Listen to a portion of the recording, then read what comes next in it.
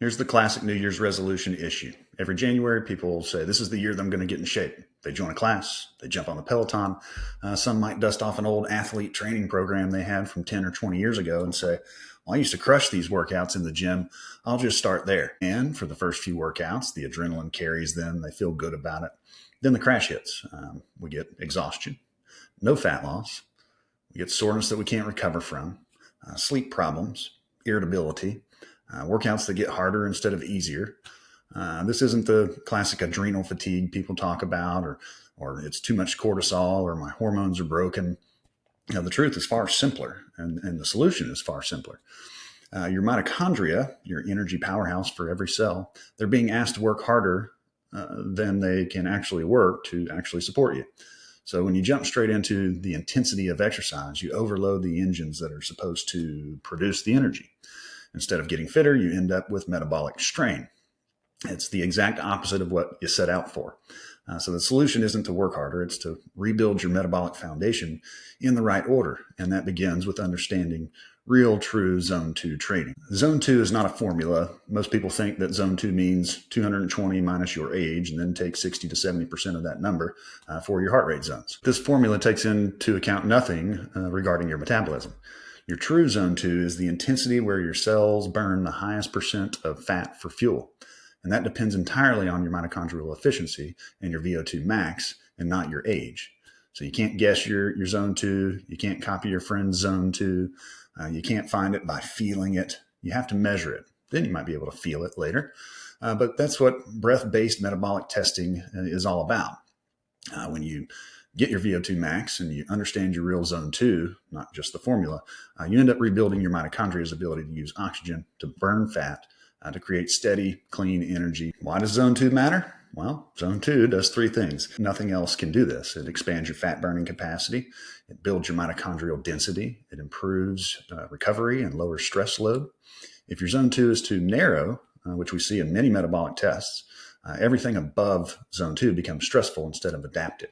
That means that your heart rate spikes too early. You switch to sugar burning way too early in your workout. You fatigue faster. You burn fewer calories from fat. HIIT interval training becomes like survival, not training.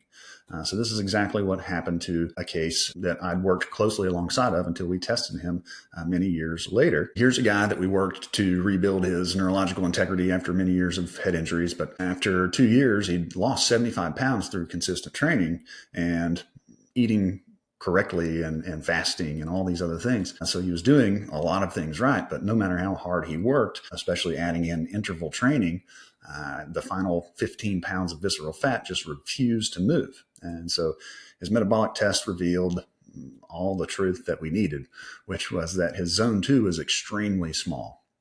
He shifted out of fat burning and into sugar burning almost immediately when he began to exert effort.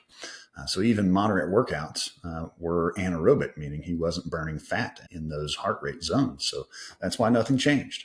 And once we got a plan together and rebuilt his training around expanding his true Zone 2, then we added gentle mitochondrial intervals and then full glycolytic sessions.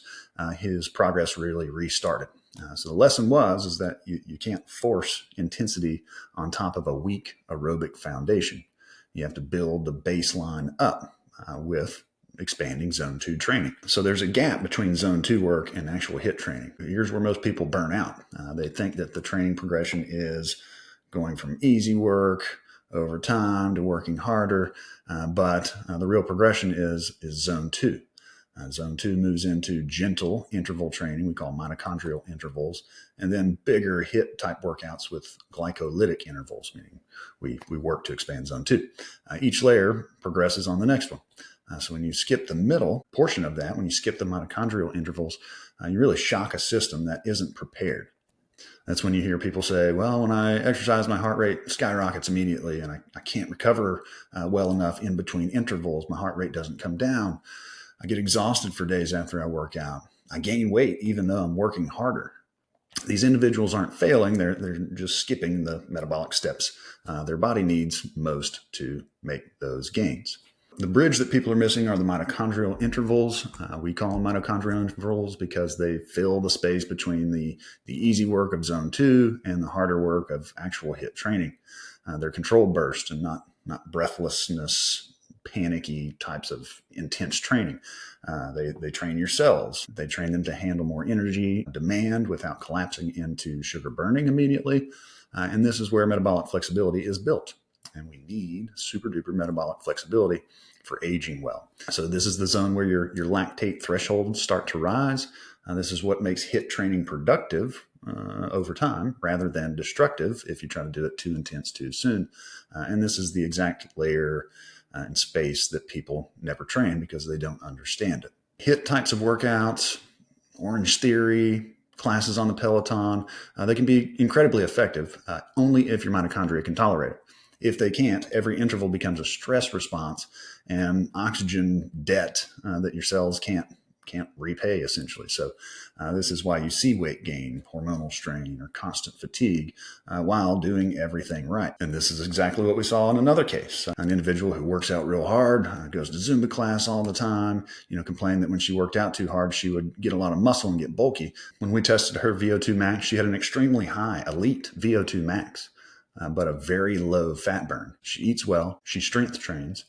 She does zone 2 training. Yet her fat loss had stalled years ago. So her metabolic test showed why. Her fat burning capacity at rest was extremely low, meaning her workouts became sugar burning in just minutes. She would carry on like that for an hour. She was constantly living in sugar burning and glycolysis. So the intensity wasn't the answer for her, and she was realizing that. It was the oxygen efficiency.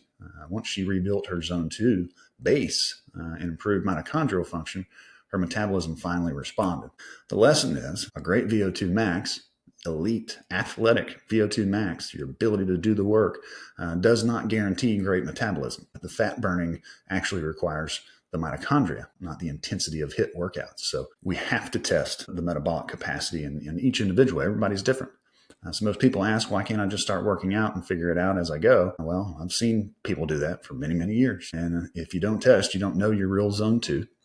First of all, you're training up in zone 3 or zone 4 thinking you're in zone 2. And if you don't know how early you switch from burning fat to sugar, well, your mitochondria can't keep up. They can't handle the intensity. It affects how efficiently you recover. It tells us what type of cardio helps you or hurts you. It tells us how much stress your system is actually under. And this is why breath-based training and metabolic testing is the most important thing that we can have for a longevity metric that we can measure. And it's showing us how the body truly makes energy and burns energy and uses energy. And it's not something that we can guess. We can't calculate these numbers from a formula. We have to see them in action.